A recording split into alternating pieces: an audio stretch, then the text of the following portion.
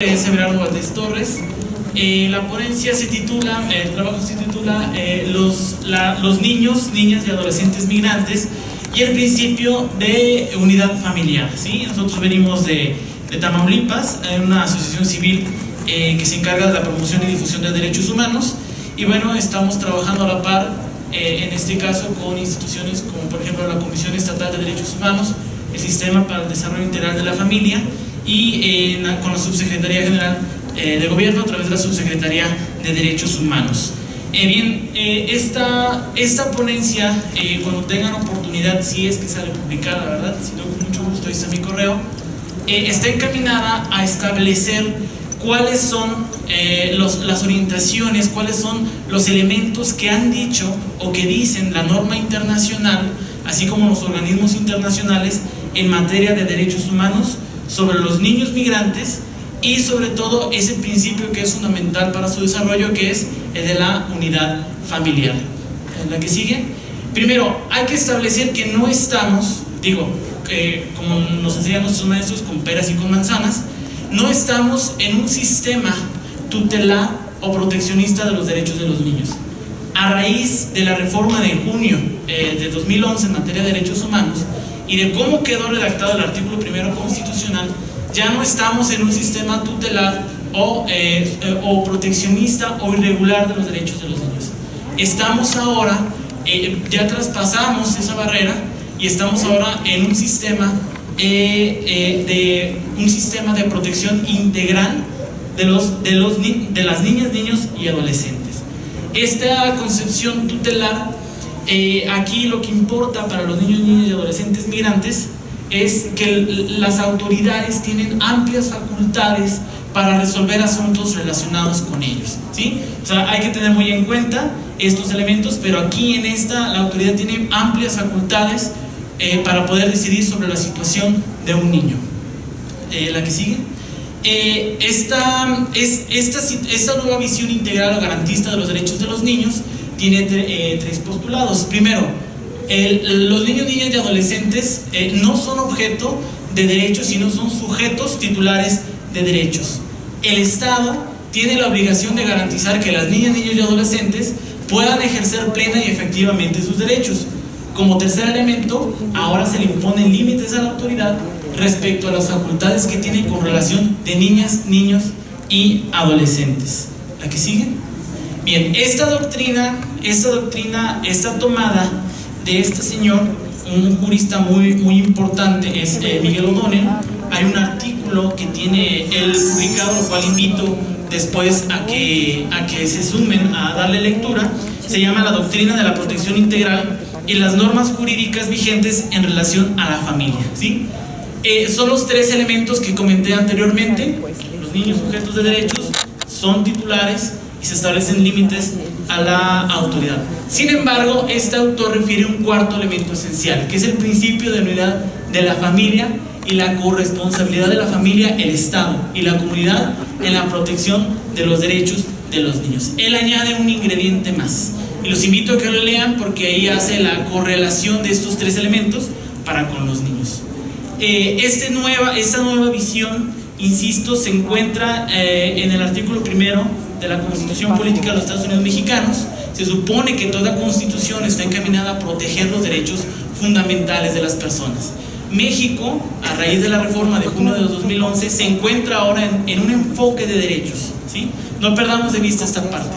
Estamos en un Estado que tiene por obligación proteger, promover, respetar y garantizar los derechos humanos. Esos cuatro verbos que están ahí en la Constitución no deben de ser letra muerta, y por eso nosotros tenemos que tener un andamiaje institucional para poder dar respuesta a este problema. No sé si podamos ir a la siguiente.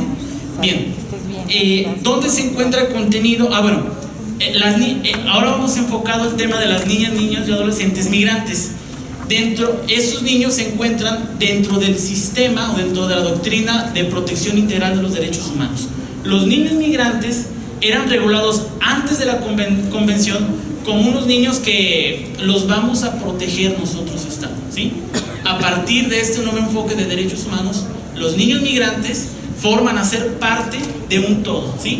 tenemos que poner o echar a andar el andamiaje a partir de librar, como dice la parte final, el Estado debe de adoptar medidas que permitan librar al niño, niña o adolescente migrante de esa situación de riesgo, en aras de que el niño se desarrolle progresivamente, ¿sí?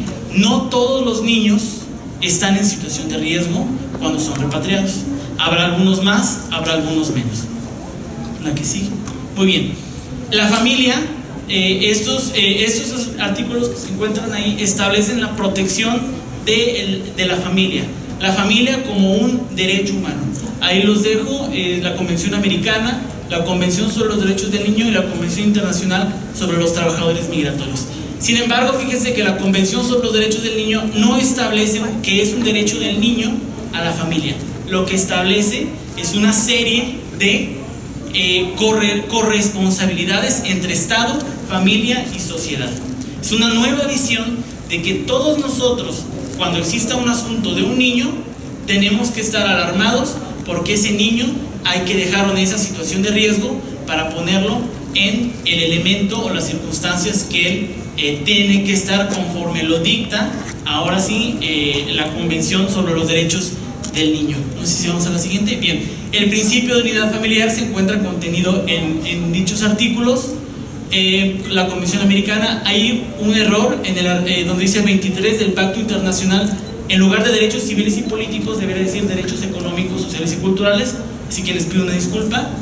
Pero sobre todo, como es sobre los niños, el artículo 9 y 10 de la Convención sobre los Niños adopta este principio de unidad familiar, y es lo que a continuación vamos a ver. En la parte final, donde dice los artículos 9 y 10 de la Convención sobre los Derechos del Niño, ¿sí? Si me ayudan ahí en la lectura, debemos de recordar que los niños deben de estar en ciertos elementos característicos, ¿sí? Tienen que estar en su hogar, tienen que tener comida, alimento, vestido, ¿sí? Pero cuando se trata de niños migrantes, si no tiene estos elementos, el Estado tiene que entrar para poder solucionar esos problemas de carencia que tienen los niños. Ahora, cuando existe, esto lo dice la Corte Interamericana en la última opinión consultiva, que fue dada el 19 de agosto de 2014, les invito a que visiten a la Corte Interamericana, ahí en línea está esta opinión consultiva. Dice que el conflicto verdadero está entre la facultad del Estado de implementar su propia política migratoria para alcanzar los fines legítimos de procurar el bienestar general. ¿Se entiende? Por otra parte, está también el derecho de la niña o niño o adolescente a la protección de la familia y, en la medida posible, el disfrute de la vida familiar, manteniéndola siempre unida. Por lo tanto, es necesario evaluar que la medida que tome el Estado cuando va a separar a los niños o los adolescentes de sus padres esté prevista primero en ley, cumpla con los requisitos de idoneidad, necesidad y proporcionalidad, a lo que se le llama en términos jurídicos el test de proporcionalidad, y luego recomienda a cualquier órgano administrativo o judicial que deba decidir acerca de la separación familiar por expulsión motivada por la condición migratoria de uno o ambos progenitores, debe emplear este test, evaluar las circunstancias, particularidades del caso, para saber si el niño al momento de ser deportado va a sufrir consideraciones menores de las que está sufriendo en el estado en que se le deporta, y sobre todo escuchar la opinión de niñas, niños y adolescentes a fin de determinar el impacto que tendrá dicha expulsión en el estado del cual es origen o del cual se le va a deportar. Estos elementos están contenidos tanto en la Convención sobre los Derechos del Niño, pero también ya lo toma o lo adoptan ciertos tribunales. La Corte Interamericana lo adoptó con esta última convención, con esta última opinión consultiva, y sobre todo, déjenme les comento, cuando tengan oportunidad, leer la sentencia 75-37 de la Corte Suprema de Justicia de Argentina. La Corte Suprema de Justicia de Argentina, en la causa legal 75-37, afirma que recepciona esta doctrina de la protección integral. Acuérdense, la doctrina estaba establecida por Miguel O'Donnell allá en un artículo que publicó por el 2011. Sin embargo, la Corte Suprema de Justicia en la causa 7537 adopta este sistema doctrinario, fíjense, adopta un sistema doctrinario para cumplimentar o para solucionar un problema. Y esto es a lo que voy. Cuando nosotros tengamos una idea, una cuestión inspiradora, cuando nosotros creamos que esta debe ser la solución, tenemos que proponerla, porque de ahí se pueden adoptar medidas para ir ayudando o coadyuvando a los estados a poder tomar sus propias medidas a la hora de solucionar los problemas. Y sí les quiero compartir esa parte, esa reflexión final, esa reflexión que hace la sentencia. No sé si estoy en tiempo, ¿verdad? Ok, correcto. Por ahí la sentencia es muy clara. La sentencia nos dice lo siguiente. Permítanme que la tenía, se me perdió. Ok, en el punto número 5 de esa sentencia dice: estos derechos especiales que tienen los niños por su condición no constituyen un postulado doctrinario, sino un imperativo constitucional que se erige nada más y nada menos que en una pauta determinante de la nueva perspectiva que debe tener el sistema. Así, por ejemplo, los menores que son privados de su libertad bajo calificaciones tales como dispuestos, internados o reeducados o sujetos a medidas cautelares, estas significaciones han dado lugar a que se les encierre en condiciones de similar rigurosidad que la aplicación de la ejecución de las penas impuestas a los adultos se les aplique a ellas, y que sea más dañino porque esto interrumpe su evolución. La mencionada tensión se manifiesta principalmente en dos características. Primera, el retaseo. Retaseo es, ¿sí?, desfragmentar. Imagínense una tela, la vamos a retasear, de los principios básicos y elementos que conforman el debido proceso y la subsistencia de la doctrina de la situación irregular. Lo que hace la Corte Suprema de Argentina, es decir, ya tienes el principio, ya tienes el contenido. Tu autoridad, tu agente estatal, no lo tomes y lo desfragmentes y argumentes en contra del por qué no vas a adoptar tal criterio, ¿sí? Estamos en el enfoque de derechos humanos, estamos en el sistema integral de protección de los niños, y cuando tengamos a un niño, niña o adolescente migrante, tendremos que entonces ver al niño, observar sus características, si viene acompañado o no viene acompañado, si no viene acompañado, dónde están sus padres, tratar de unificar la familia, ¿sí? Una vez que no tengamos los elementos y vamos a adoptar una medida de expulsión del niño al estado del que es de origen, tenemos que hacer el test de proporcionalidad, si esa medida está prevista en ley, es necesaria, es idónea y es justificable en sentido estricto. Y como último elemento, nos dice incluso la Corte Interamericana, debemos escuchar la opinión del niño. Si lo vamos a deportar al lugar de origen, no va a sufrir más daños que en el lugar en el que se encuentra actualmente o del que proviene, ¿sí?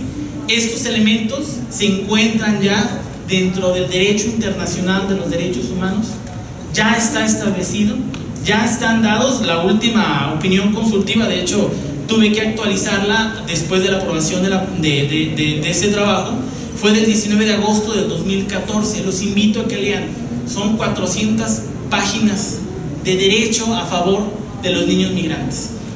Yo tomé solamente el tema de los niños migrantes en cuanto al principio de unidad familiar.